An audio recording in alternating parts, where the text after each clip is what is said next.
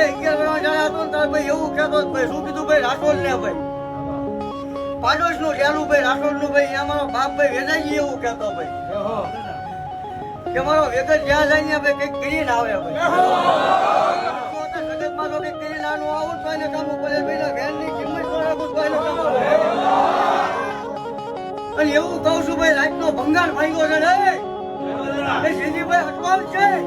અને જે ગેસ નો છૂટે ભાઈ જે હાંસા ન મળે ભાઈ સિંધીભાઈ કહેજો બધા હાંસા ભેગા કરીને નાખો તો એને કામ પડે લાલ ધોળી